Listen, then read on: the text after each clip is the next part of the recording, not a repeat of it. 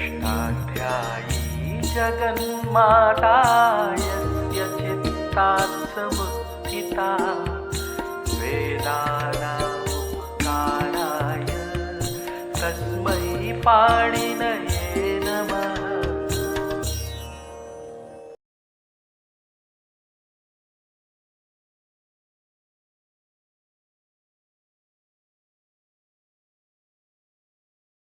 नमः पाणिनये। हम लोग पौष्पी प्रक्रिया के अनुसार सारे धातुओं से निजंत धातु बना रहे हैं। तो इसके लिए हमने धातुओं का विभाजन कर दिया है। धातु से जब प्रत्यय लगता है तो प्रत्यय लगने पर जो अंग कार्य होते हैं उसके लिए धातुओं का भगवान पाणिनि ने विभाजन किया है। तो अलग अलग खंडों में बनाने से सब धातु बन जाते हैं। ये प्रक्रिया का क्रम है। तो सबसे पहले हमने धातु लिए थे अधुपद। अधुपद अधुपद धातु के लिए हमने पढ़ा अतुपधायाः। इतने प्रत्यय परे होने पर जो अधुपद धातु हैं उनकी उपधा में जो अथ है ह्रस्व अ उसके स्थान पर वृद्धि होती है। जैसे पठ पाठ, इसमें नीचे लगाया तो पाठी पाठयति, पठ पाठ पाठयति, वच वाच वाचयति, वद वाद वादयति। ये एक वर्ग उन्होंने बनाया अधुपद हलंत धातुओं में। तो पाणिनि जब धातु से प्रत्यय लगाते हैं तो पहले धातुओं के दो विभाग करते हैं, अजंत और हलंत। तो अजंत का विभाजन उन्होंने किया है आकारांत, इकारांत, उकारांत, ऋकारांत, ह्रस्व ऋकारांत और दीर्घ ऋकारांत और एजंत। तो एजंत का अलग विभाग नहीं बनता क्योंकि जितने एजंत धातु होते हैं वे आकारांत हो जाते हैं आदेश उपदेशी शिति सूत्र से। शित प्रत्यय परे होने पर नहीं होते। तो आधातु प्रत्यय तो शित होता नहीं, इसलिए सारे आधातु प्रत्यय परे होने पर जितने एजंत धातु हैं वो सब आकारांत बन गए, ऐसा मान लीजिए। तो आकारांत, इकारांत, उकारांत, ह्रस्व ऋकारांत और दीर्घ ऋकारांत, ये 5 वर्ग हैं अजंत धातुओं के। तो इनमें से जो इगंत धातु हैं उनका हमने विचार किया। तो इगंत अंगों को जो साधातु को आधातु की ओर से गुण प्राप्त होता है उसको बाध करके विपरीत प्रत्यय परे होने पर अचो नीति सूत्र से वृद्धि होती है। ये हमने देख लिया। और हलंत धातुओं का उन्होंने विभाजन किया है अधुपद, इदुपद, उदुपद और ऋदुपद। ये 4 वर्ग बनाए हैं और जो इनसे बच गए वो शेष हुए। तो अधुपद के लिए हमने क्या विचार किया है कि जब धातु अधुपद हो और उससे लगने वाला प्रत्यय हित अथवा अनित हो तो धातु की उपधा के अत के स्थान पर वृद्धि होती है। जैसे पच पाच पाचयति, पठ पाठ पाठयति, वच वाच वाचयति, वद वाद वादयति। ये सामान्य बात हुई। अधुपद धातुओं से यद्यत प्रत्यय लगने पर अतुपधाया से उपधा की अत को वृद्धि होती है, सामान्य बात हुई। अब विशेष बात क्या है ये भी हमको उसके साथ जानना चाहिए, क्योंकि जो शास्त्र है वो सामान्य विशेषवत है। सामान्य को जाना और विशेष को नहीं जाना तो बात पूरी नहीं होती। तो अब हम उन विशेष बातों को जानेंगे जो अधुपद धातुओं के लिए कही गई है। देखिए, हम कहते हैं वच वाच वाचयति, तो गम गाम गामयति बनना चाहिए, पर यहाँ तो गमयति बनता है। गम से गमयति बनता है, कख से कखयति बनता है, लग से लगयति बनता है, नम से नमयति बनता है, रम से रमयति बनता है, जन से जनयति बनता है। मतलब अधुपद में अतुपधाया के अतिरिक्त भी कुछ और होता है। तो उसका विचार हम करते हैं। उसको जान लेने से अधुपद की बात पूरी हो जाएगी। तो देखिए, अष्टाध्यायी सहजबोध का दूसरा भाग है। इसका 5वां पाठ है धातुओं से निज प्रत्यय लगाने की विधि। इसका 122 पृष्ठ खोल लीजिए और इसी के समानांतर चलिए तो अधुपद सारा का सारा समझ में आ जाएगा। तो अतुपदाया हमने पढ़ लिया कि यित प्रत्यय परे होने पर उपधा के अर्थ को वृद्धि होती है। अब ये कहते हैं कि मिताम ह्रस्व है, जिन धातुओं का नाम मित है, जो मित संज्ञक धातु हैं, उनकी उपधा को ह्रस्व होता है। कब होता है? हणऊ, उन्नीस परे होने पर। यितनित नहीं कह रहे हैं, हणऊ उन्हीं परे होने पर मित धातुओं की उपधा को ह्रस्व होता है उन्हीं परे होने पर। तो अब हमको ये मालूम होना चाहिए कि मित धातु कौन से हैं। तो भगवान पाणिनि ने क्या किया है मित धातुओं के लिए कि जो उन्होंने धातु पाठ लिखा है उसके भवादिगण के भीतर ही एक अंतर्गण बना दिया, उसका नाम रख दिया घटादिगण। भवादि के भीतर घटादि नाम का अंतर्गण बनाया और उसका नाम लिख दिया कि घटादयो मितः। ये जो घटादि धातु है भवादिगण के भीतर पड़े हुए, ये मित है। तो भवादि के अंदर इसको क्यों बनाया? अधिकतम धातु भवादिगण के हैं और दूसरे गणों के धातु भी तो इसमें आए हुए हैं। तो भवादिगण के भीतर जो भगवान पाणिनि ने घटादि अंतर्गण बना के दिया, वो भ्रांति पैदा करता है, वो बहुत भ्रांति पैदा करता है। क्योंकि ये जो गण बने हैं 10 धातुओं के, ये गण केवल विकरण लगाने के लिए हैं। कर्तव्य सार धातु प्रत्यय धातु से लगा है तो हमें गणानुसार विकरण लगाना है। गणों का केवल इतना ही उपयोग। और गणों के भीतर जो अंतर्गण बैठे हैं, ये अंतर्गण 2 प्रकार के हैं। एक तो अंतर्गण है जो साधातु प्रत्यय के लिए और दूसरे अंतर्गण है जो आधातु प्रत्ययों के लिए। तो जब गण ही साधातु प्रत्ययों के लिए बना है तो गणों के भीतर जो गण साधातु प्रत्ययों के लिए हैं, जैसे मुचादि, शे मुचादि नाम, क्षमाम अष्टानाम दीर्घश्यनि, तो जो क्षमादिगण हैं, जो मुचादिगण हैं, जो त्रिम्फादिगण हैं, इनकी आवश्यकता हमको साधातु प्रत्यय परे होने पर होती है। तो इनको तो धातुपाठ के साथ पढ़ना चाहिए था, पर जो अंतर्गण आधातु प्रत्ययों के लिए उनको धातुपाठ के भीतर नहीं पढ़ना चाहिए था। तो जैसे अन्य गणों के लिए पाणिनि ने अपना गणपाठ बनाया है, उसी प्रकार इन गणों को भी धातुपाठ के बाहर रखना चाहिए था और हमने इनको रख दिया है। इससे एकदम स्पष्टता हो गई है। साधातु प्रत्यय के लिए जो अंतर्गण है उनको हमने गण के भीतर रहने दिया है। जिस गण का अंतर्गण है उसी गण के भीतर बैठा है। जैसे दिवादि में क्षमादि अंतर्गण है, तुदादि में मुचादि और त्रिम्फादि अंतर्गण है, क्रियादिगण में पुआदि अंतर्गण है, जुहोत्यादि में भ्रियादि अंतर्गण है। तो जिसके जो अंतर्गण हैं इनको हमने नहीं छुआ, जहाँ के तहाँ रखा। किंतु जो अंतर्गण आधातु प्रत्ययों के लिए हैं उनको हमने बाहर कर दिया, उनको धातुपाठ के परिशिष्ट में पीछे लिख दिया, तो अलग लिखने लगे। तो इसमें दोष क्या था यदि वहीं बैठे थे तो देखिए दोष ये था कि यदि सारे घटादि धातु भुआदिगण के ही होते तब तो कोई बात नहीं थी, भुआदि में बैठे रहते। पर घटादयो मितः से कहे जाने वाले जो धातु हैं मित, ये दूसरे गणों के भी हैं, तो उनके लिए पाणिनि अलग अलग गण तो बनाते नहीं। उसी घटादिगण के भीतर सारे धातु पाठ में रहने वाले जितने मित धातु हैं उनसे कहते हैं जाओ वहीं शामिल हो जाओ। चुरादिगण से छदे रह जाता है और क्रियादिगण से नृ नये आ जाता है, दिवादिगण से मदि हर्षे आ जाता है और शम भी आ जाता है। तो शम और मद दिवादिगण से आ जाते हैं, नृ और ज्ञा क्रियादिगण से आ जाते हैं। तो दूसरे गणों के धातु भी आकर के इसमें मिल जाते हैं। और जब बालक धातु पाठ पढ़ता है भुआदिगण का तो ये सब पाठ पढ़ता चला जाता है और इनको आगे के संपादकों ने संख्याएं भी दे दी। तो 1 2 3 4 संख्याओं से समन्वित होकर के ये भुआदिगण के धातु के साथ पढ़े जाते हैं।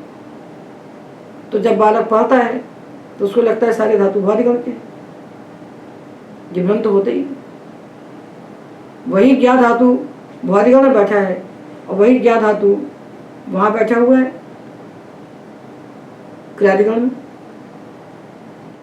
तो कौमुदी का विद्यार्थी जब एक एक धातु के 10-10 लकार बनाता है तो बीच में आके धातु फंस जाते हैं द्विविधारणे। तो क्या करेगा? तो वहां कहना पड़ता है ग्रंथकार को कि क्रादिरयम मित्वार्थोनुवाद। ये धातु तो क्रादिगण का है, मित होने के लिए यहाँ पर आ गया है। तो द्रि धातु और नृ धातु ये दो क्रियादि से आए, श्रा धातु अदादि से आ गया और ज्ञा धातु क्रियादिगण से आ गए।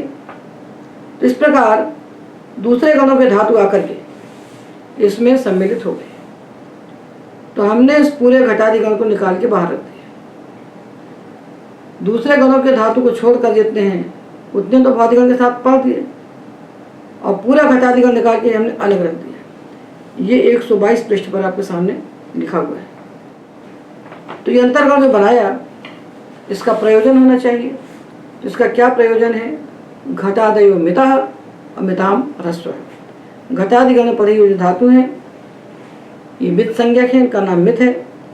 और जो मित धातु हैं इनकी उपधा को ह्रस्व होता है ऋणी परे होने पर, मिताम ह्रस्व णौ। तो सारे मित धातु हमने लिख दिए यहाँ पर। तो देखिए उपधा में आत है तो उपधाया तो प्राप्त होगा, अदुपधाया से वृद्धि होगी और वृद्धि होकर के ह्रस्व होगा। तो देखिए धातु है चक, पहला धातु हमने लिखा है चक।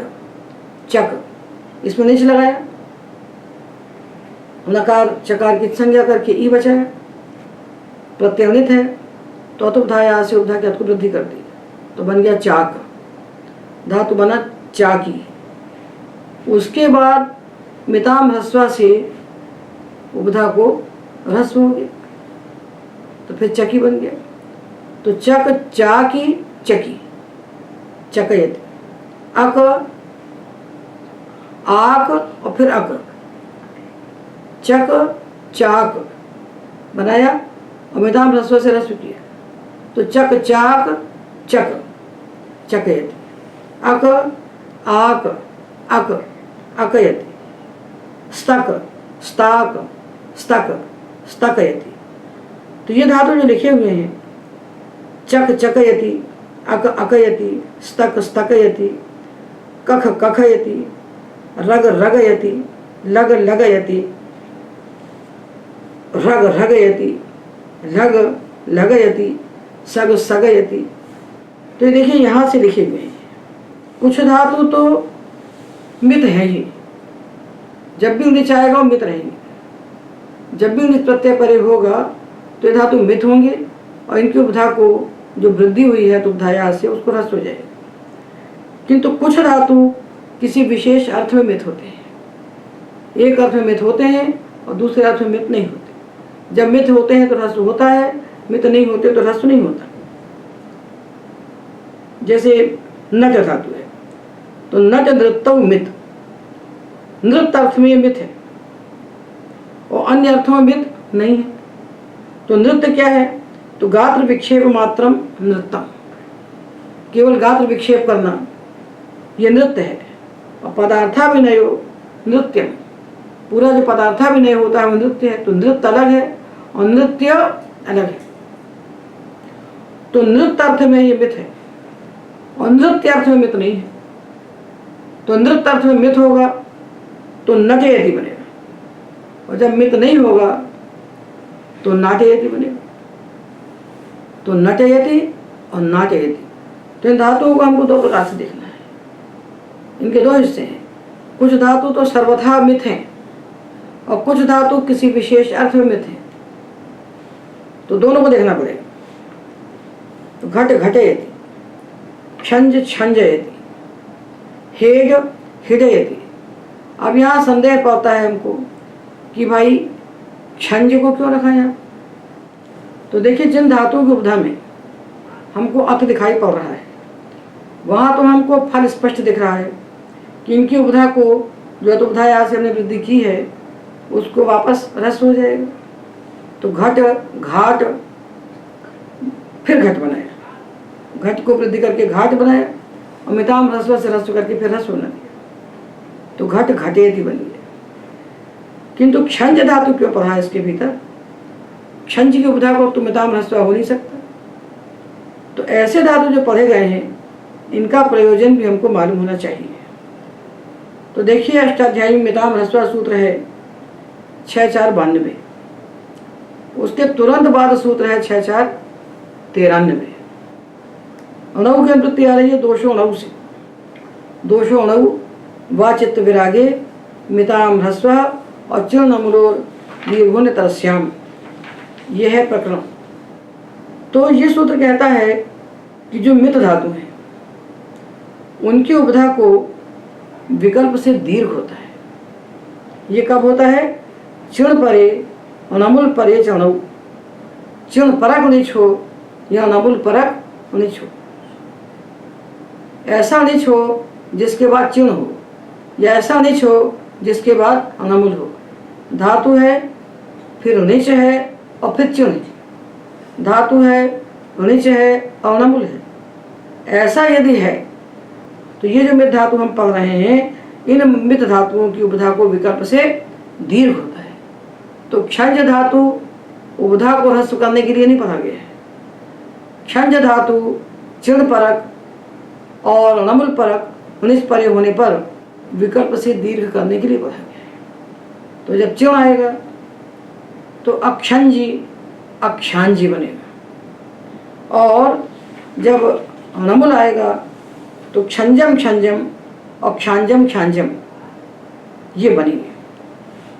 तो निच परे होगा तो मित धातुओं की उपधा को रस होगा, और चिण परक और अनमुल परक निच परे होगा तो मित धातुओं की उपधा को विकल्प से दीर्घ होगा। ये दो प्रयोजन है मितकरण के, ये दोनों को यहाँ जान लेना चाहिए कि निजंत धातुओं से जब हम चिण लगाएंगे अथवा निजंत धातुओं से जब हम अनमुल लगाएंगे तो ये जो मित धातु हम पढ़ रहे हैं इनकी उपधा को विकल्प से दीर्घ होगा। तो जैसे क्षंज धातु है, इसी प्रकार दक्ष धातु है, इसकी उपधा में भी अच तो है नहीं, तो मित संज्ञा की है, और या संज्ञा साथा फलवती भवे, जो संज्ञा होती है फलवती होना चाहिए, कोई ना कोई फल होना चाहिए। तो मित संज्ञा का फल हमने देखा मिताम ह्रस्व है, अनौ निच परे होने पर मित धातुओं की उपधा को ह्रस्व होता है। और दूसरा फल पढ़ा हमने चिण अमुलोर दीर्घोन तरस्याम, चिण परक निच हो या अनमुल परक निच हो, तो इन मित धातुओं की उपधा को विकल्प से दीर्घ होता है। तो प्रश्न आता है कि जो धातु है क्षंज, जो धातु है दक्ष, इनकी उपधा में तो अच ही नहीं है, तो इसको हम कैसे दीर्घ करेंगे? जब अच ही नहीं है तो ना उसको दीर्घ हो सकता ना ह्रस्व हो सकता, तो भी मित धातुओं के भीतर इनको पता क्या है। तो इसके लिए कौमुदीकार कहते हैं कि मित्व सामर्थ्यात् अनुपधात्वेपि चिण अमुलो इति दीर्घ विकल्पः। मित किया है इनको, इनकी मित संज्ञा की है, तो जब संज्ञा की है तो फल तो होना चाहिए, संज्ञा निष्फल थोड़ी होती है। तो मित्व के सामर्थ्य से जो अच उपधा में नहीं है उसको भी चिण अमुलो दीर्घोन तरस्याम से विकल्प से दीर्घ हो जाएगा। तो क्षंज में जो आकार है जो उपधा में नहीं है उसको भी हम विकल्प से दीर्घ करेंगे, तो अक्षंजी और अक्षांजी ये बनेंगे।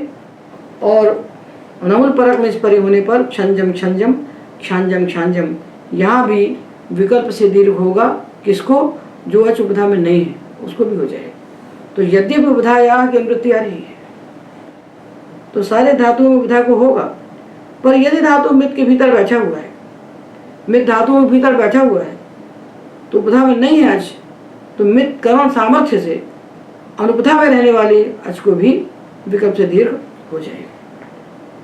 तो क्षंज धातु हो और चाहे दक्ष धातु हो, जिन धातुओं की उपधा में अच नहीं है उनके अनुपधा में रहने वाले अच को भी हम दीर्घ करेंगे विकल्प से। अब मित धातु चुरादिगण के भीतर ही पढ़े गए हैं, पर वो केवल 6 हैं। चुरादिगण के सारे धातु निजंत हैं उन सारे धातुओं में स्वार्थ में निच प्रत्यय होता है सत्यापपाश रूप वीणा सूत्र से। तो चुरादिगण का जो निच है वो स्वार्थिक निच है, उसको अहेतु निच कहते हैं। तो उसमें से कितने धातु में थे, तो वहाँ एक अंतर्गण बनाया, उसका नाम रखा ज्ञपादि। उसमें 6 धातु पढ़े, ये हैं ज्ञप, चह, रह, बल, यम और ची। 124 पृष्ठ पर हम पढ़ रहे हैं। ज्ञप, चह, रह, बल, यम, ची, ये 6 धातु कहलाते हैं ज्ञपादि पंचक। ज्ञ पर 5 और वहाँ गणसूत्र बना दिया नान्य मितो अहेतु। जो अहेतु निच है, जो स्वार्थिक निच है, उसके परे होने पर 6 धातु ही मित होते हैं और बाकी कोई मित नहीं होते। 6 ये ले लिए हमने। तो फल क्या होगा, फल वही होगा मिताम ह्रस्व। तो धातु है ज्ञप, इससे लगा निच, तदुपधाया से उपधा को वृद्धि हो गई तो ज्ञाप हो गया, और मिताम ह्रस्व से ह्रस्व हुआ तो ज्ञप बन गया। तो ज्ञप ज्ञपयति, चह चहयति, रह रहयति, बल बलयति, यम यमयति, और ची को हमने पहले की वृद्धि अचोनीति से तो बन गया चई। एचोयवायावा से बनाया चाय। अब इसके बाद मिताम ह्रस्व से ह्रस्व किया तो बन गया चय। चययति ये धातु है चुरादिगण, और एक ची धातु है स्वादिगण ची चयन, उसको तो वृद्धि होगी और उसको मित में पढ़ा नहीं गया तो उससे बनेगा चाययति, और चुरादिगण के ची से बनेगा चययति, ये मित हो जाएगा। तो ये तो हमने मित धातु पढ़े, चुरादिगण के पढ़े, और साथ में जाना कि चुरादिगण के धातुओं में ये 6 धातु ही मित है। ज्ञप, चह, रह, बल, यम, ची, इनको ही ज्ञपादि पंचक कहते हैं। यहाँ पंचक का मतलब ज्ञपादि मतलब ज्ञप जिसके आदि में है वो 5 और ऐसे पंचक है। जैसे जक्षित्यादय षट होता है तो 7 हो जाते हैं, जक्षित्यादय षट में 7 धातु हैं। इसी प्रकार ज्ञपादि पंचक में 6 धातु। ये तो हमने मित धातु पढ़े, ये निजंत प्रक्रिया का ही विषय है। तो इनको सबको पढ़ दिया भ्वादिगण के भीतर, और निजंत के प्रकरण में पढ़ना चाहिए तो वहाँ ये है नहीं। कौमुदी में समस्या ये होती है कि जब निजंत पढ़ा जाता है, निजंत प्रक्रिया जब पढ़ते हैं तो वहाँ इनका पाठ नहीं है, क्योंकि इनको धातु पाठ के साथ पढ़ दिया और पढ़ के वहीं इनका वाचन कर दिया तो समय पर काम में नहीं आए। तो इसलिए इन धातुओं को वहाँ नहीं पढ़ाना चाहिए। वहाँ जब पढ़ा है आप 10 लकार बना रहे हैं तो वहाँ 10 लकार बनाइए जो भ्वादि के हैं, और निजंत प्रक्रिया में इनका वाचन कीजिए। तो हमने इनको अलग से निकाल दिया, आपके सामने रख दिया, निकाल के सब पूरे निकाल दिए, पूरे निकाल के रख दिए। अब जो मित धातु बता रहे हैं ये धातु अर्थ विशेष में मित है, किसी अर्थ में मित है और किसी अर्थ में मित नहीं है। इनको ऐसा ही याद करना पड़ेगा क्योंकि भाषा में ऐसा ही इनका व्यवहार मिलता है। तो स्मृति आध्यानी, स्मृति धातु आध्यान अर्थ में तो मित होता है, और आध्यान अर्थ नहीं होता तो मित नहीं होता। जब मित होता है तो मिताम ह्रस्व से ह्रस्व होता है, और नहीं तो नहीं होता। तो आध्यानम का अर्थ क्या है, आध्यानम उत्कंठा पूर्वकम स्मरणम। आध्यानम शुद्ध कर लीजिए इसको, आध्यानम उत्कंठा पूर्वकम स्मरणम, बहुत उत्कंठा से स्मरण करना। जैसे छोटा बच्चा है और माँ कहीं चली गई तो बच्चा जितनी व्याकुलता से माँ का स्मरण करता है उतनी उत्कंठा से जो स्मरण किया जाता है उसका अर्थ है आध्यान। छोटा बच्चा, नन्हा बच्चा जो माँ की गोद के बिना नहीं रह सकता, स्तनपायी, स्तनंधया, वो बच्चा माँ के बिना जितना बेचैन होता है उतनी उत्कंठा से जो स्मरण होता है उसका नाम है आध्यानम। ऐसा स्मरण है तो स्मृति धातु मित हो जाएगा, तो मित हो जाएगा। मित होगा तो स्मृति धातु से हमने लगाया निच, निच लगाया तो अचूनिति से वृद्धि की तो बन गया स्मार, वृद्धि करके स्मार बन गया, और मिताम ह्रस्व ने उसको ह्रस्व कर दिया तो स्मर बन गया। स्मरयति, स्मरयति स्मरयति का अर्थ है उत्कंठा पूर्वक स्मरण करता है, और नहीं तो स्मारयति ही बने। यदि उत्कंठा पूर्वक स्मरण नहीं है तो धातु मित्र नहीं होगा, तो अचो नीति से वृद्धि होगी और स्मारयति बन जाएगा। तो स्मारयति यानी याद दिलाता है, कोई बात भूल गए तो उसको याद दिला रहा है, स्मारयति।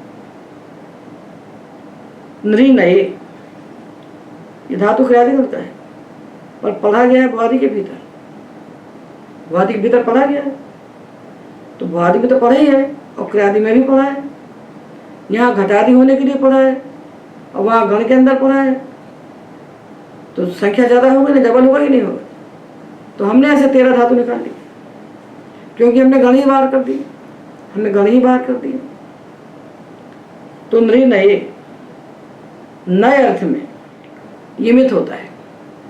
मिथ होगा तो नरयति, मिथ होगा तो रस होकर के नरयति, और नहीं तो नारयति।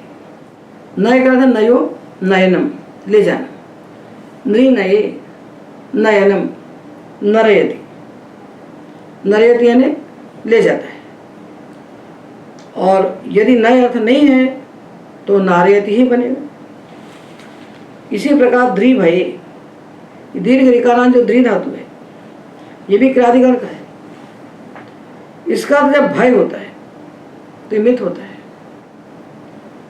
तो मिथ हुआ तो अचोनित से वृद्धि हुई निष्परे होने पर, तो दार बन गया, और मिताम ह्रस्व से रस हुआ तो दर बन गया।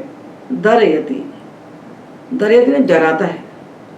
ये डर शब्द है हिंदी में, ये दर से ही बना है, दर ही डर है। हिंदी भाषा सटी है, संस्कृत से एकदम सटी हुई है, चिपकी हुई है, दर और डर। तो दरयति यानी डराता है, और दारयति यानी द्रि विदारण अर्थ है, चीरना, चीरना, चिरवाता है, दारयति विदारयति। तो डराने अर्थ में मिथ और अन्य अर्थों में अमित। तो जब मिथ होगा तो दरयति, अन्यत्र दारयति। दृढ़ंतम प्रेरयति, दरयति, डराता है। श्राप आके, अदादिगण में है श्रा, और एक धातु है भुआदिगण में श्रई पाके। ये भी जब निच लगेगा तो आदेश उपदेश स्थिति से इसको आ हो जाएगा, तो आत्म होकर ये भी श्रा बन जाता है। तो ये दोनों श्रा धातु जब इनका अर्थ पाक होता है तो ये मिथ होते हैं। तो श्रा धातु से हमने निच लगाया तो आगे सूत्र आएगा कि आकारांत धातुओं को पुक का आगम होता है, तो पुगागम होकर श्राप बनेगा, ह्रस्व होकर के श्रप हो जाएगा। पाक अर्थ में श्रपयति और अन्य अर्थों में श्रापयति। इसी प्रकार ज्ञा धातु है, ये भी क्रियादिगण का है। ज्ञा मारण तोषण निशामनेशु, ये जो घटादि अंतर्गण है इसकी व्याख्या निजंत के साथ ही होना चाहिए। इसको भुआदिगण में पढ़ के वहाँ रूप बना देने से क्या लाभ है। इसकी समग्र व्याख्या निजंत के साथ ही होना चाहिए। जब हम निजंत धातु बना रहे हैं तभी तो हमने इसको डाक कर नीचे में जोड़ दिया, और कौमुदी में निजंत में इसका नाम निशान नहीं है, क्योंकि भुआदि में वहाँ गिनती में गिन दिए गए। उससे क्या होता है। तो देखिए, एक धातु ज्ञा तो है क्रियादिगण में, ज्ञा अवबोधने, और एक ज्ञा है ज्ञा नियोगे चुरादिगण में। ये दोनों ले लीजिए, ये दोनों ले लीजिए। इनका अर्थ जब मारण तोषण और निशामन होगा तब तो ये मिथ हो जाएंगे।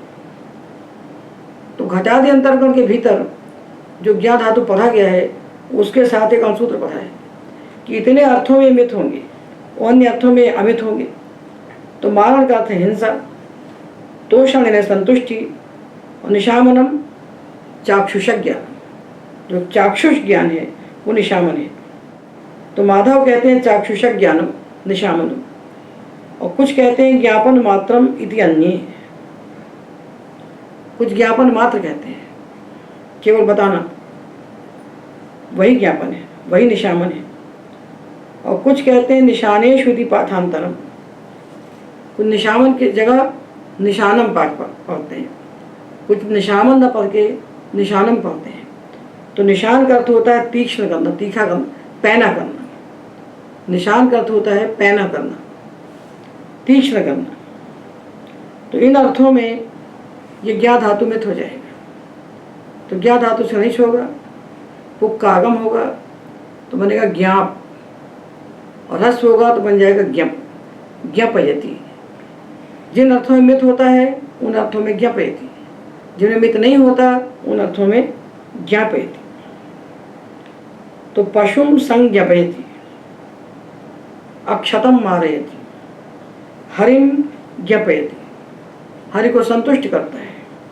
रूपम ज्ञापयति, रूप को दिखाता है, बोधयति। और शरम ज्ञापयति, बाण को पैना करता है।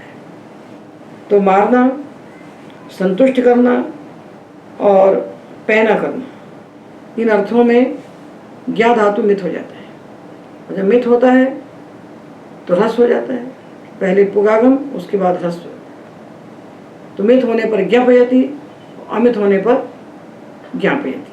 तो जो विज्ञापना भर्तृषु सिद्धि मेति में विज्ञापना बना है, उपधा को ह्रस्व नहीं हुआ है, और तज ज्ञापयति आचार्य, यहाँ पर भी उपधा को ह्रस्व नहीं हुआ है। तो ऐसा कैसे हुआ है? तो कहते हैं कि चाक्षुष ज्ञान में मित है। निशामन का तो चाक्षुषक ज्ञान है, चाक्षुषक ज्ञान है तो उस अर्थ में मित है। और ये जो ज्ञापेति इत्यादि कह रहे हैं चाक्षुष ज्ञान नहीं है, तो यहाँ मित नहीं है। जब हम ज्ञापेति बनाते हैं तो समझना चाहिए यहाँ मित नहीं है, और ज्ञापेति कहते हैं तो मित है। तो जिन अर्थों में मित है वहाँ ज्ञापेति, जिनमें मित नहीं है वहाँ ज्ञापेति। और ये जो ज्ञप धातु पढ़ा हमने चुरादिगण में, इससे भी ज्ञापेति बनता है। एक तो ज्ञा धातु से पुक करके हमने ज्ञापेति बनाया, उसको ह्रस्व करके ज्ञापेति बनाया। और जो ज्ञप धातु है चुरादिगण में, उसमें भी उपधाया से वृद्धि करके ज्ञापेति बनता है, और मिताम ह्रस्व से ह्रस्व करके ज्ञापेति बनता है। तो ज्ञप मिच्च ये चुरादि पढ़ा गया है, इसका भी ज्ञापनम मारणादिकम च तस्यार्थ। इसका अर्थ भी जब ज्ञापन मारण इत्यादि होगा तो ये भी मित हो जाएगा, इससे भी ज्ञापेति बनेगा। तो अर्थ विशेष में मित किया। तो जब मारण तोषण निशामन अर्थ होंगे तो मित होगा, तो ज्ञापेति बनेगा। अन्यथा ज्ञापयति आचार्य विज्ञापना भर्तृषु सिद्धिमेति इत्यादि में ये अमित रहेगा, तो ह्रस्व नहीं होगा। चलिए कंपनी, ये चल धातु एक भ्वादिगण में एक चुरादिगण में, इनका जब कंपन होता है कपाना तो ये मित होते हैं, और जब कंपन अर्थ नहीं होता तो ये मित नहीं होते। कपाना हिलाना, वानर शाखाम चले, बंदर शाखा को हिला रहा है तो मित हो गया। मित होने से उपधा को ह्रस्व हो गया। और जब मित नहीं हुआ तो उपधा को ह्रस्व नहीं हुआ। जैसे सूत्रम चालयति, सूत्र को चलाता है, हमने सूत्र लगाया, निज प्रत्यय आया तो हमने अचोनिति लगा दिया, अतुपधाया लगा दिया। यह सूत्रम चालयति, सूत्र को चलाना।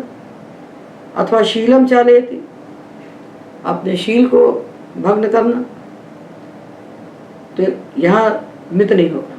तो सूत्रम चालयति, शीलम चालयति यहाँ अमित होगा। और शाखाम चलयति यहाँ मित हो जाएगा।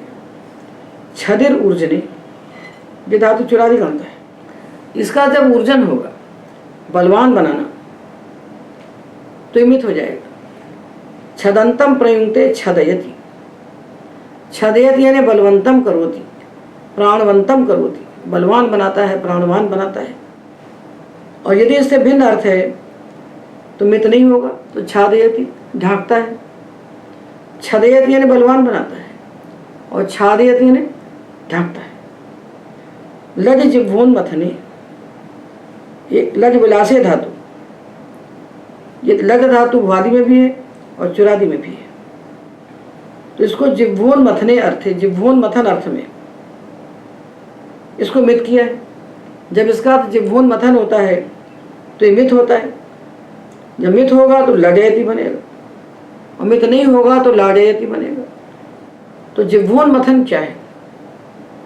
तो इसके बहुत सारे अर्थ दिए हैं, इनको समझ लीजिए और धातु नाम अनेकार्थत्वात् जो अर्थ आपको मिले उनको भी इसमें शामिल कर दीजिए।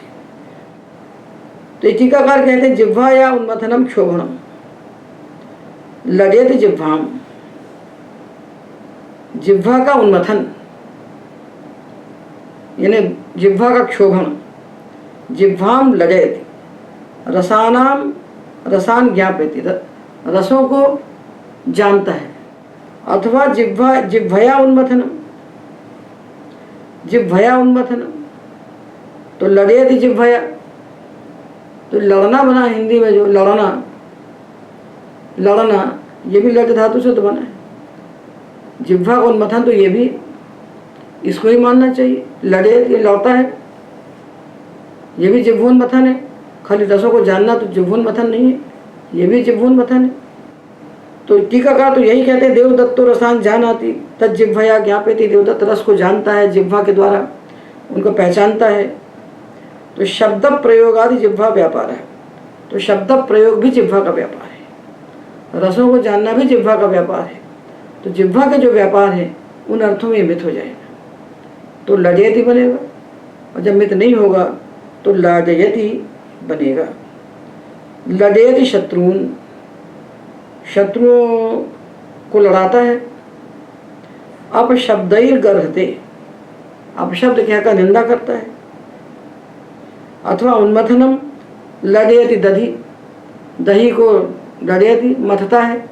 विलोडयति, तो विलोडन अर्थ है तो मित हो जाएगा। लडेति दधि लडेति, दही को विलोता है, मथता है। और लाडयति पुत्रम, पुत्र का लाड़ करता है। तो वही एक धातु है, उसी से लड़ना हो जाएगा, उसी से लाड़ करना हो जाएगा। लड़ना और लाड़ करना दोनों एक ही धातु से बने हुए हैं और एक ही प्रत्यय से बने हैं, प्रत्यय लगा है। पर अर्थ विशेष में जब मित हो जाता है तो लडेति, और मित नहीं हुआ तो लाडयति। तो पुत्र को लाड़ करता है अथवा खेल खिलाता है, हिंदी में लाड़ करना बोलते हैं वही है, और लड़ना भी बोलते हैं हिंदी में। तो लड़ना और लाड़ करना दोनों हिंदी में क्रियाएं हैं, दोनों इसी लड धातु से बनी है। तो जब मित हो गया तो लडेति और नहीं हुआ तो लाडयति। मदि हर्ष ग्लेपन यो हो, हर्ष ग्लेपन अर्थ में मद धातु मित होता है। मित होगा तो अतुब्धाया से जो वृद्धि हुई है उसको ह्रस्व हो जाएगा, तो मदयति बनेगा, मदयति। अन्य अर्थों में मादयति।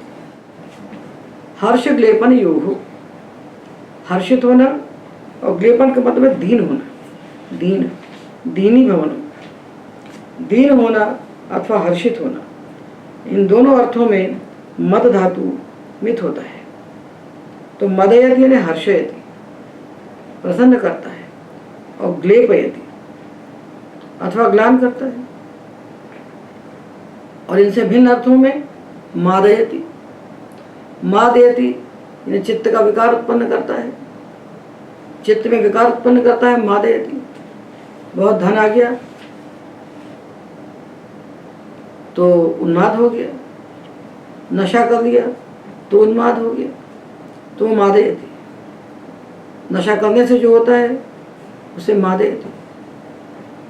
धन संपत्ति के आधिक्य से जो मद पैदा हो गया तो धनम मादयति, धन मनुष्य को उन्मत्त कर देता है।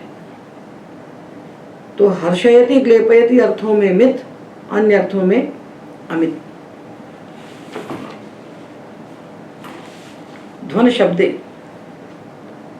एक ध्वन धातु पढ़ा गया है अणकारांत मूर्धन्यांत,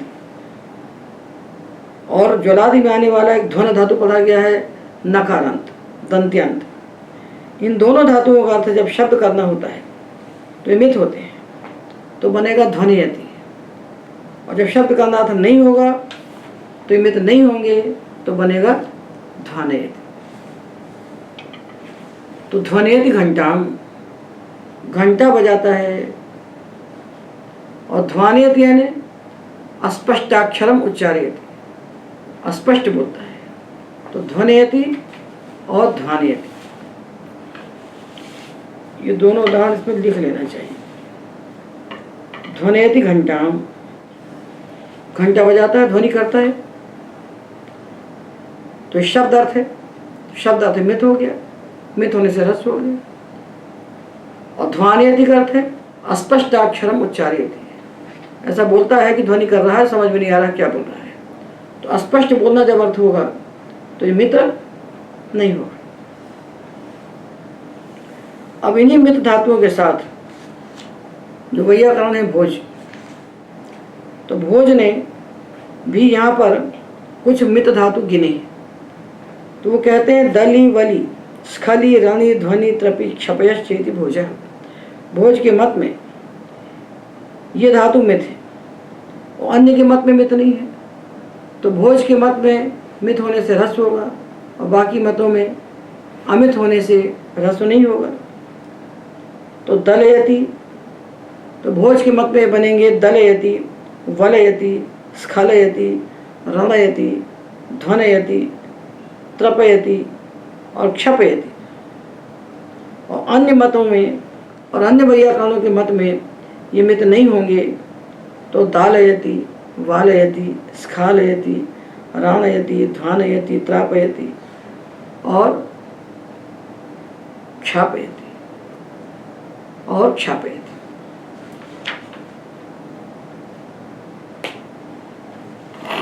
स्वन अवतंसने, जो स्वन धातु है ये अवतंसन अर्थ में मित होता है। अवतंसन का अर्थ होता है कर्णाभूषण बनाना, अलंकरण करना, कानों का आभूषण बनाना। तो स्वनेत यानी भूषयति, भूषयति यानी अवतंसयति, अलंकरोति, आभूषण बनाता है, तो स्वनेयति, अन्यत्र स्वानयति। अब अगला ग्रंथ सूत्र है जनी, जरीश, कनसु, रंजो मंताश्च। जनी, जरीश, कनसु, रंजो मंताश्च। जनी प्रादुर्भाव्य धातु, जरीश धातु, कनसु और रंज और साथ में अमंत धातु, ऐसे सारे धातु जिनके अंत में अम है। अम यानी गम, रम, नम, ये अमंत धातु है। ये सारे अमंत धातु ये मित होते हैं, इनको अर्थ से नहीं जोड़ा, ये धातु ही मित होते हैं, अर्थ विशेष नहीं कहा। तो जन, जनयति, जरी उन्नीच आया तो वृद्धि हुई, जार मित होने से रस हुआ, मिताम रस हुआ से तो जर, जरयति, जनयति, जरयति, कनस, कनसयति, रंज, रंजयति। तो रंजयति मित का क्या फल हुआ? तो यहाँ देखिएगा, यहाँ तो कोई फल नहीं है, इसको क्या रस करें, तो इसका फल होगा चिरनमलो दीर्घुनितस्य, विकल्प से दीर्घ करने में इसका फल होगा। तो क्षंज, रंज, दक्ष इन धातुओं में सावधानी रखें कि तत्काल फल यहाँ नहीं दिख रहा है, तो हमको चिण परक निष्परि होने पर उपधा को विकल्प से दीर्घ करने में इसका फल दिखाई पड़ेगा। तो यहाँ इसका फल नहीं दिख रहा है, किंतु जब इनसे हम चिण परक नीचे लगाएंगे और नमुल परक नीचे लगाएंगे तो वहाँ पर चिण नमलो दीर्घोन्तरस्याम से विकल्प से दीर्घ होगा, वहाँ फल इसका हमको दिखाई पड़ेगा, वहाँ इसका फल हमें दिखाई पड़ेगा। तो जन, जनयति, जरी, जरयति, नस, कनसयति, रंज, रंजयति। अमंत धातुओं में गम, गमयति, नम, नमयति, रम, रमयति। ये ध्यान देना चाहिए कि वृद्धि होती है, वृद्धि नहीं रुकती है। ऐसा नहीं समझना चाहिए कि उनकी वृद्धि नहीं होती है। ये धातु जो मित है अतुपधाया से वृद्धि होगी और वृद्धि होने के बाद मिताम ह्रस्व से इनको ह्रस्व हो जाएगा। अब कहते हैं कि भाई जब अमंत धातु मित है तो संक्रामयति कैसे बनता है? संक्रमयति बनना चाहिए, क्रम भी तो अमंत है। तो यहाँ सूत्र का क्रम देखिए, पहले दोषो नौ वा चित्त विरागे अमिताम ह्रस्व, ये क्रम है। तो मिताम ह्रस्व सूत्र में वा चित्त विरागे से वा की अनुवृत्ति मान लेते हैं, और अनुवृत्ति मान करके व्यवस्थित भाषा मान लेते हैं। व्यवस्थित भाषा हमारे हाथ में नहीं होती कि अपनी इच्छा से हम बोले, जिस कि किसी अर्थ में होता है, किसी अर्थ में नहीं होता है। तो ये जो संक्रामेति बना, इसमें हमने वा चित्त विरागे सूत्र से वा की अनुवृत्ति मान ली मिताम ह्रस्व सूत्र में, और इसको व्यवस्थित भाषा स्वीकार कर लिया, तो किसी अर्थ में ये हो गया और किसी अर्थ में नहीं हुआ मित, तो संक्रामेति बन गया।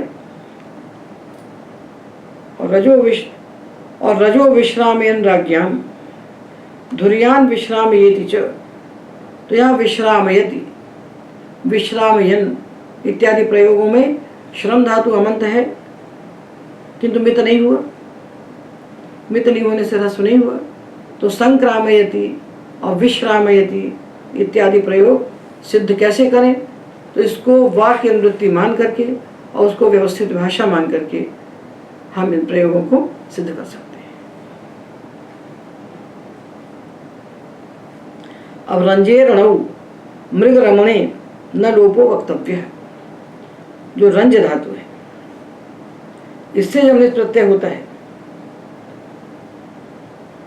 तो मृग रमण अर्थ में, मृग रमण, मृग को लुभाना, हिरण को लुभाना, इस अर्थ में रंज धातु के ना का लोप होता है और रजेति प्रयोग बन जाता है। और जब इससे भिन्न अर्थ होता है तो रंजयति बनता है। अब ज्वल भल मल नमाम अनुपसर्गाद वा, ज्वल धातु, भल धातु, मल धातु और नम धातु, ये जब उपसर्ग से रहित होते हैं तो विकल्प से मित होते हैं। नम धातु अमंत है, अमंत होने से नित्य मित होना चाहिए था, तो उसके लिए बना दी विशेष व्यवस्था कि ये जब उपसर्ग से रहित होते हैं तो विकल्प से मित होते हैं।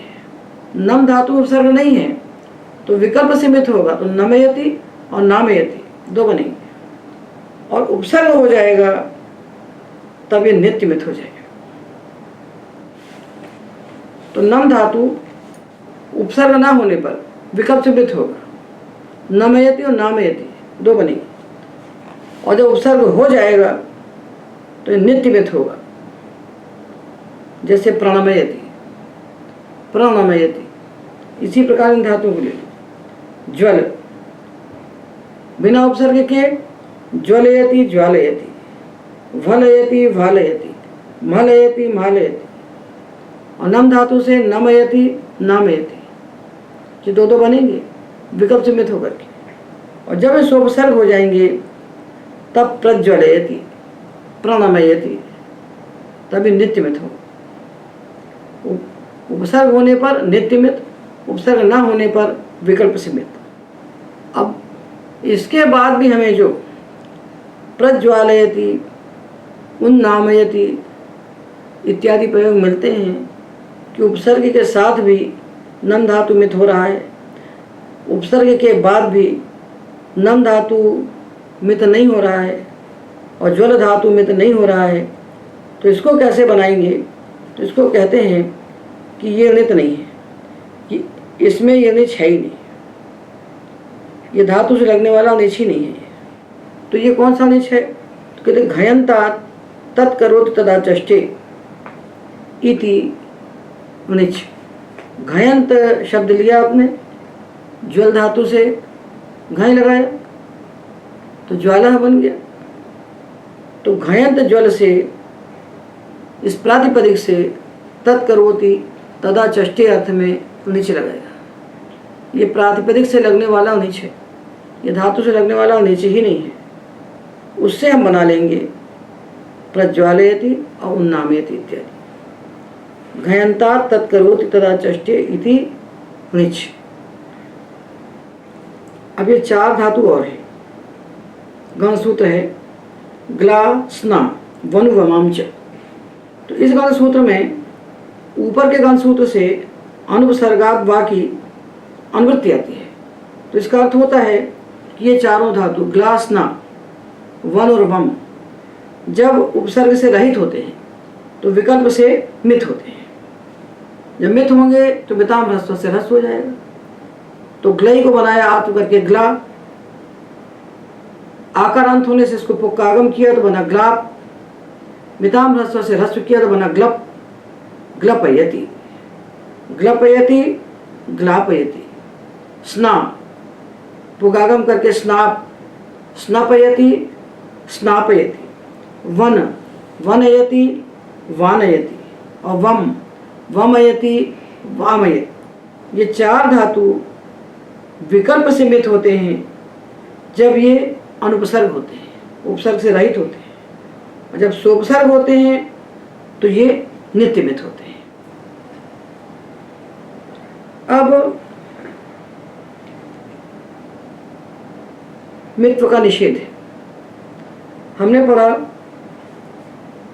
कि जो अमंत धातु हैं वो मित होते हैं, अमंत धातु मित होते हैं। उसके बाद देखा कि नम धातु उपसर्ग नहीं होता तो मित होता है, उपसर्ग होने पर मित नहीं होता है। और अमंत धातुओं को जो मित किया गया है उसका निषेध बता रहे हैं। न अमी कमी चमाम, न कमी अमी चमाम, कम अम और चम, ये तीन धातु अमंत हैं, किंतु अमंत होने के बाद भी मित नहीं होते। मित नहीं होते तो ह्रस्व नहीं होता। तो कामयति, आमयति, आचामयति। अमंत धातुओं में तीन धातु मित नहीं होते हैं, और नम धातु उपसर्ग रहित होने पर विकल्प से मित होता है, और उपसर्ग होने पर नित्य मित होता है।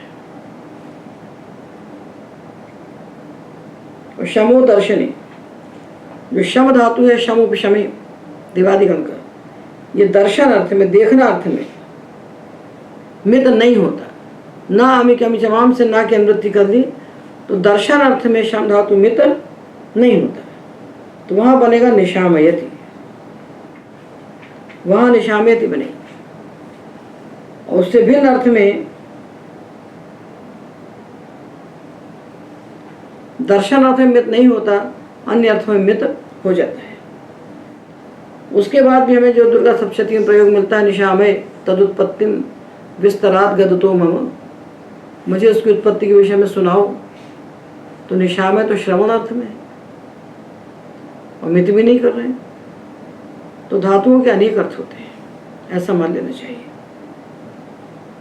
यमो अपरिवेशने, यम धातु का अर्थ जब परिवेशन नहीं होता, तो यम धातु परिवेशन है परोसना, भोजन परोसना, तो भोजन से भिन्न अर्थ में ये मित नहीं होता। यमो अपरिवेशने मित न भवति, यम धातु भोजन से भिन्न अर्थ में मित नहीं होता, तो भोजन अर्थ में मित हो जाए। भोजन से भिन्न अर्थ में मित नहीं होता।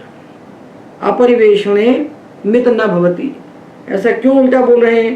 क्योंकि ऊपर से ना की अनुवृत्ति ले रहे हैं, ना की अनुवृत्ति ले रहे हैं। तो भोजन से भिन्न अर्थ में ये मित नहीं होता है, और भोजन अर्थ मित हो जाता है। तो ब्राह्मणान यमयति अर्थात परिवेशयति, ब्राह्मणान यमयति, ब्राह्मणान परिवेशयति, ब्राह्मणों को परोसता है, वो अन्यत्र मित नहीं होगा।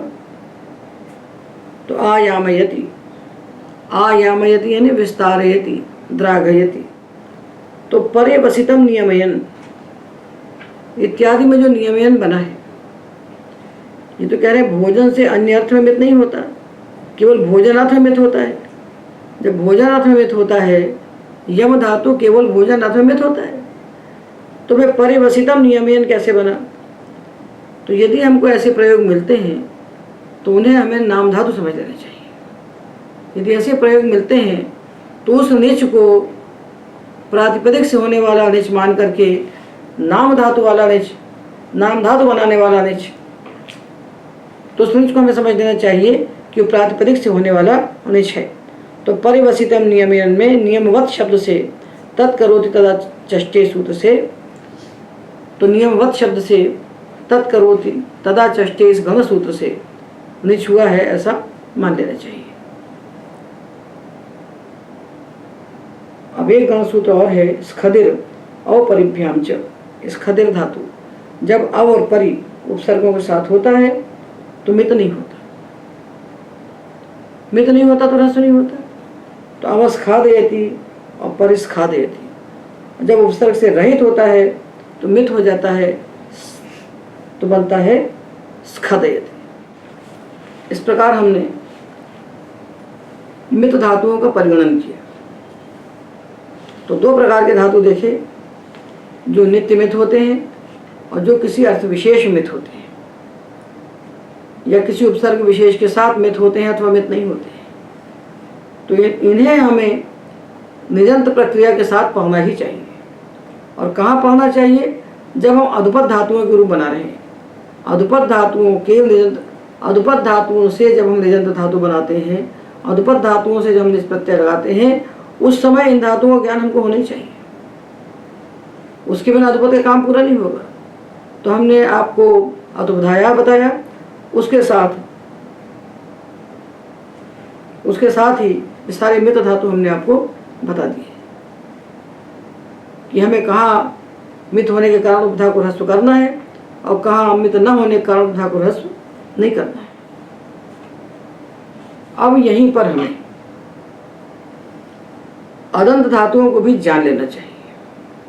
जो अदंत धातु हैं उनके विषय में भी हमको यही जान लेना चाहिए कि वो अधुपद नहीं है, पर हमारे मन में अधुपद होने की भ्रांति पैदा कर देते हैं। इसलिए वो भ्रांति भी यहाँ निर्मूल हो जाना चाहिए। तो देखिए, चुरादिगण का जो पाठ है, उस चुरादिगण में 93 धातु हैं। उनको पाणिनि ने कहा अथदंताः। तो हमने भी अपने धातु पाठ में अथदंताः कह करके उन धातुओं को पढ़ दिया है। 93 धातु अदंत हैं। अदंत कहने का तात्पर्य है कि इनके अंत में ह्रस्व आ है। जैसे धातु है कथ, कथ वाक्य प्रबंधे, गण संख्याने, तो कथ धातु है, गण धातु है। ये धातु है कथ, गण, रच, ऐसे 93 धातु पढ़े गए। चुरादिगण का धातु पाठ खोल लीजिए तो आपको दिख जाएंगे। इनको यहाँ निजंत प्रक्रिया के साथ अवश्य जान लेना चाहिए ताकि भ्रांति ना रहे कहीं। जब चुर धातु कहते हैं चुर, तो इसके आ के मित संज्ञा कर देते हैं। रा के बाद जो आ है इसके मित संज्ञा करते हैं। किससे? उपदेशे अनुनासिक इत से, क्योंकि ये जो आ है ये अनुनासिक है। किंतु ये जो आ है इन धातुओं में ये अनुनासिक नहीं है, इसलिए इनकी संज्ञा नहीं होती। जब नहीं होती तो ये धातु अनेकाच रहते हैं, दो अच वाले हैं। इनके बाद जब निज प्रत्यय आता है तब हमें क्या करना चाहिए? तो आधातु प्रक्रिया में पहला सूत्र आता है भ्रस्यो रोपधियों के बाद अतोलोप। अतोलोप आधातु प्रत्यय परे है, तो अंग के अंत में आने वाला जो छोटा आ, ह्रस्व आ, इसका लोप हो जाता है। अतोलोपा से इसका लोप हो जाए। इत संज्ञा नहीं होगी इसकी इत संज्ञा नहीं होगी। यदि इसकी इत संज्ञा हो जाती तो मुसीबत हो जाती। यदि आप कहेंगे इत संज्ञा क्यों नहीं कर दी, लोप कर दिया, तो इत संज्ञा करने में और लोप करने में क्या भेद है? तो इसके भीतर रहस्य है, इसके भीतर रहस्य है। जैसे जस धातु है, जस और शठ ये धातु हैं, और गण और कथ और रच ये धातु हैं। देखिए सबके अंत में आ दिख रहा है। इनमें तो हम एक संज्ञा करते हैं क्योंकि हम नासिक हैं, और इनमें हम अतोलोपा करते हैं। तो जब एक संज्ञा इनकी हो जाती है तो निज प्रत्यय परे होने पर इनकी उपधा के अत को अतुपधाया से वृद्धि कर देते हैं। तो जासयति, शाठयति ये बन जाते हैं। जासयति, शाठयति, जब इत संज्ञा हो गई तो अधुपद हो गए। और यहाँ एक संज्ञा नहीं हुई, यहाँ अतो लोपा से हमने आकर लोप किया। तो बोले अब लोप कर लिया तो अधुपद नहीं हुए क्या? नहीं हुए अधुपद, क्योंकि इनमें जब हमने अतो लोपा से आकर लोप कर दिया आधातु प्रत्यय निच परे होने पर, तो अधुपधा यहाँ आया और कहता ये तो अब हो गया अधुपद, अब हम कर देते हैं उपधा क्या वृद्धि आया। तो क्या हुआ? अच्छा परस्मिन पूर्व विधौ, पर को निमित्त मानकर होने वाला जो अजादेश वो स्थानिवत होता है।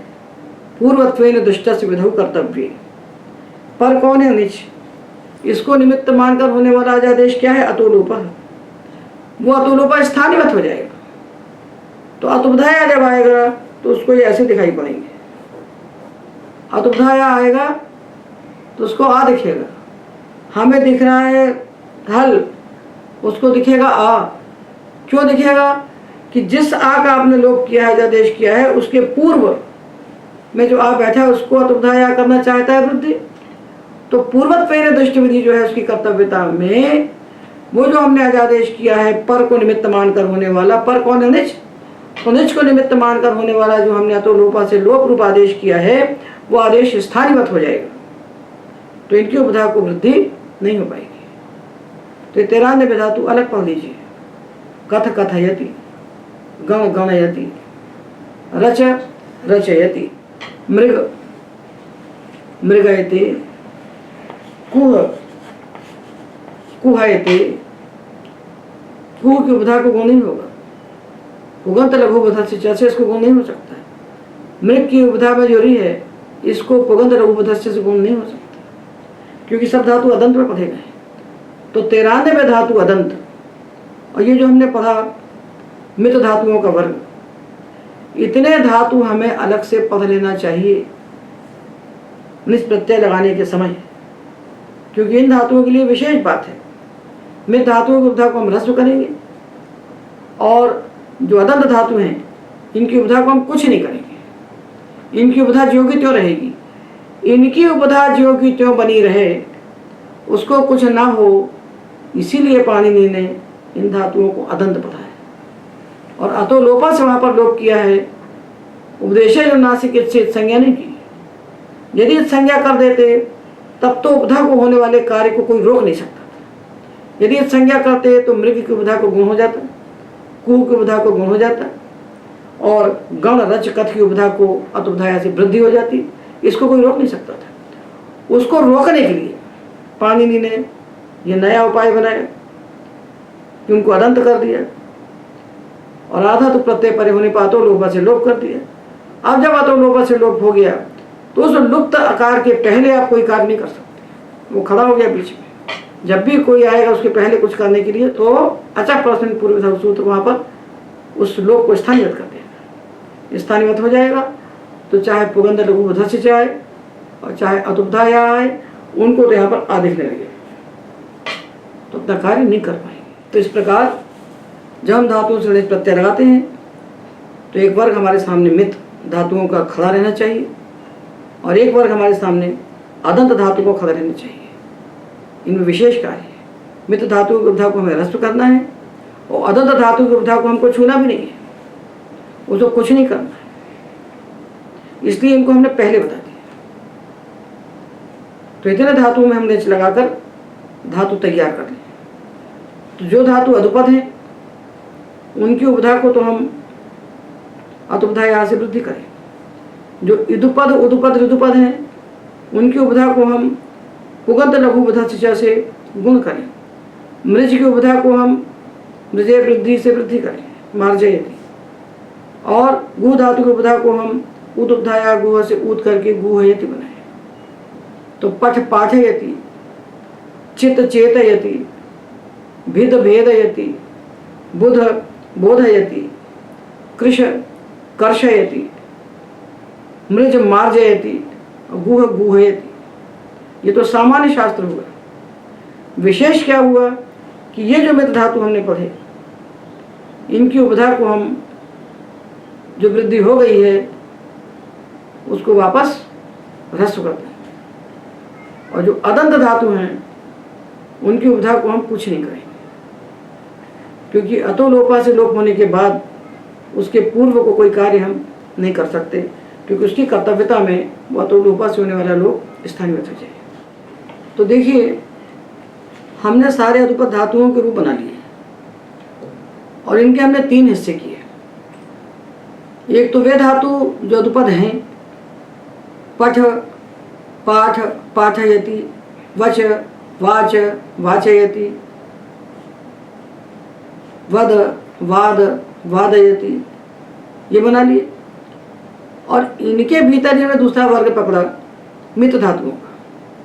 तो इन मित धातुओं में क्या किया कि इनमें हमने उपधा को वृद्धि तो की अतुपधाया से, किंतु जिसकी मित संज्ञा हो गई वहाँ हमने उपधा को जो वृद्धि की थी उसको हमने पुनः मिताम ह्रस्व से ह्रस्व कर दिया। जैसे लग, लाग, लागयति बना था तो लगयति बना दिया। गम, गाम को हमने मिताम ह्रस्व से ह्रस्व किया तो गमयति। तो गम गमयति, रम रमयति, लग लगयति, रग रगयति, ये एक वर्ग है। दिख रहे हैं अधुपद, पर उपधा को यहाँ जो वृद्धि हुई थी उसको हमने ह्रस्व कर दिया। और तीसरा वर्ग है जो अधुपद के समान दिख रहा है हमको, वो अधुपद नहीं है। ये वर्ग है अदंत धातुओं का। कथ कथयति, गण गणयति, रच रचयति, ये हमको दिखते हैं अधुपद जैसे, पर अधुपद नहीं है, क्योंकि पाणिनि ने इनको अदंत पढ़ा है। अतो लोपा करके इनके हमने लोप किया, और जब अतुपधाया यहाँ पहुँचा तो अतो लोपा से होने वाला लोप स्थानीयवत हो गया। तो 3 हिस्सों में हमने अधुपद धातुओं के रूप बनाए। अब जब अधुपद की बात कर ही रहे हैं तो कुछ अधुपद और हैं जिनमें कुछ विशेष कार्य होता है निच परे होने पर। यदि इनके रूप बना लेते हैं तो सारे अधुपद धातुओं से निच लगाने की विधि पूरी हो जाएगी, सारे अधुपद धातुओं के निजत धातु बन जाएंगे। तो इन धातुओं की बात हम कर लेते हैं। जैसे पहला धातु है शद। शद 132 पृष्ठ पर ये विशेष अधुपद धातु दिए हुए हैं। ये धातु है शद, शद्रि शातने धातु है। इसके लिए सूत्र है शदे रगतौतः, सूत्र है 7-3-42। ये शद धातु है, इससे हमने लगाया निच, इससे निच प्रत्यय लगाया। तो सूत्र कहता है यदि इस धातु का अर्थ अगति है, गति नहीं है, जाना अर्थ नहीं है, जाने से भिन्न अर्थ है, तो इसके दा के स्थान पर ता हो जाएगा। तो शद का बन जाएगा शत। अतुपधाया से वृद्धि की तो बन गया शात, शाति धातु बन गया।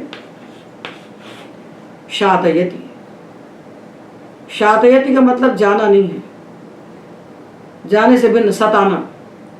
शातयति, किसी को सताता है तो शातयति, इसे सताना बना है। और जब जाना अर्थ होगा तो दा को ता नहीं होगा, तो बनेगा शादयति। गाह शादयति, गायों को खदेड़ता है। शत्रुन शादयति, तो शादयति और शादयति, जाना अर्थ होगा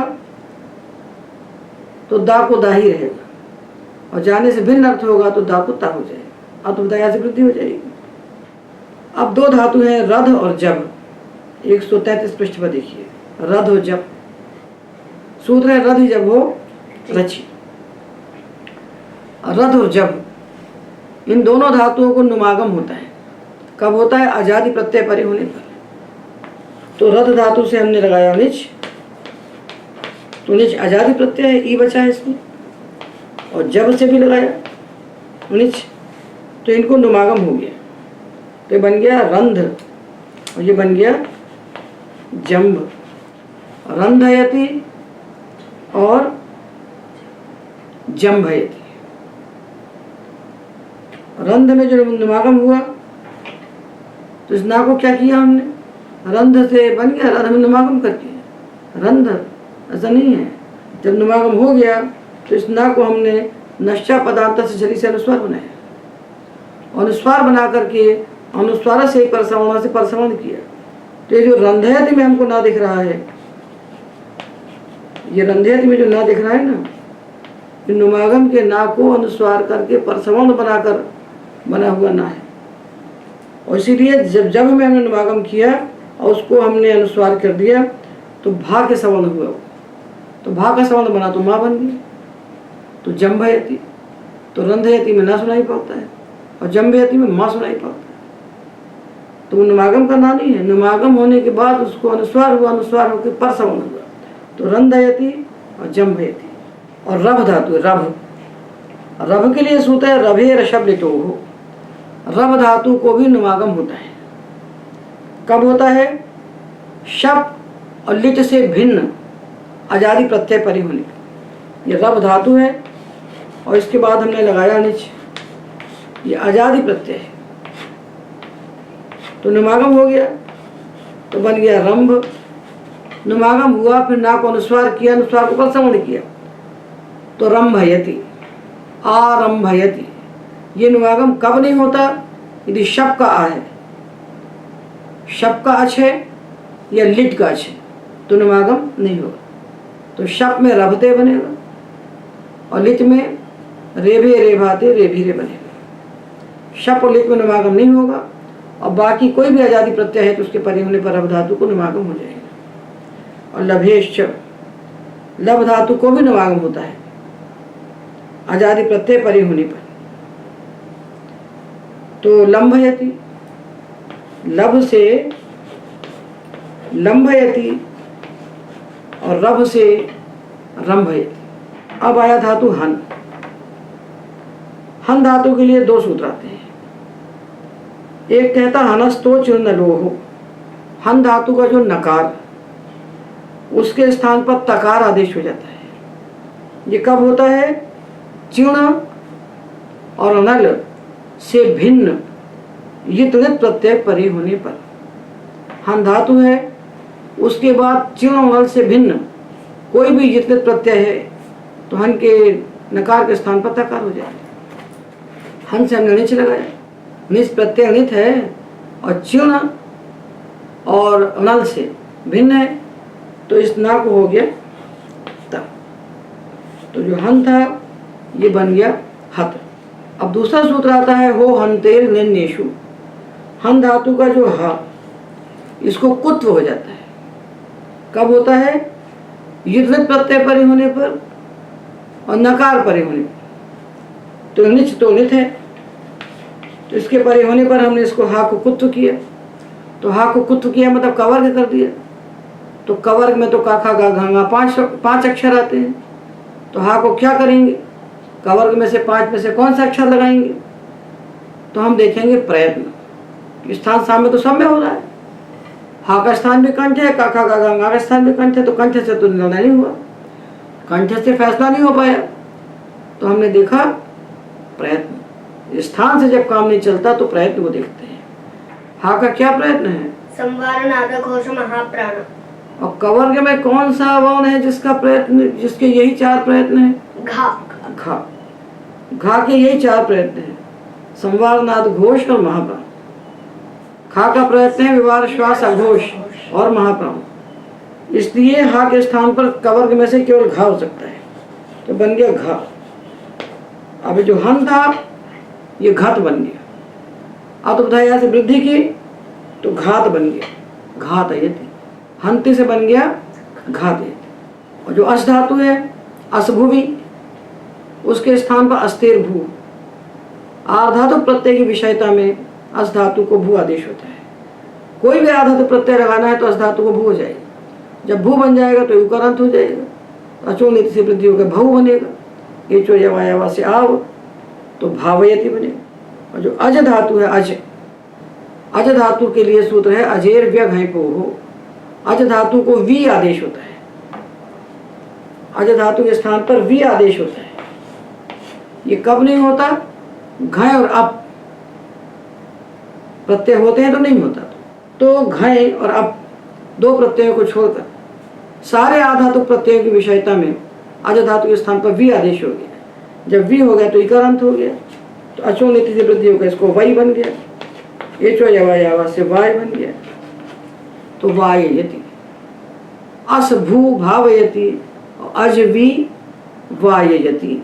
ये हमने जितने धातु अधुपद थे उन सारे अधुपद धातुओं से निज प्रत्यय लगा करके उनकी निजत धातु निष्पन्न कर लिए। अब धातु बन गया तो सनाद्यंता धातु से इसकी धातु संज्ञा हो गई, और धातु संज्ञा हो गई तो 10 लकार के प्रत्यय इनसे हम लगा सकते हैं और सारे कृत प्रत्यय भी इनसे हम लगा सकते हैं। धातु से 2 प्रकार के प्रत्यय होते हैं, तिंग और कृत, और बचे हुए प्रत्यय जो है शप इत्यादि विकरण। तो विकरण प्रत्यय तो हमारी प्रक्रिया में सहायता करते हैं, उनसे कोई स्वतंत्र शब्द कभी बनता नहीं है। और जो सनादि प्रत्यय हैं वो धातु बनाते हैं। तो प्रत्यय तो 2 ही बचते हैं, तिंग और कृत धातु से। तो हमने नए धातु तैयार कर लिए, जितने धातु थे उनसे हमने इतने धातु और बना लिए, और इनसे हम तिंग प्रत्यय भी लगा सकते हैं और कृत प्रत्यय भी लगा सकते हैं। इस प्रकार हमने धातुओं के वर्ग बनाए, और वर्ग बना करके उनमें से अधुपद धातुओं से निज प्रत्यय लगा करके धातु निष्पन्न कर ली। और शेष धातुओं के निजंत रूप हम अगले व्याख्यान में बताएंगे। आज के व्याख्यान में एतावदेव।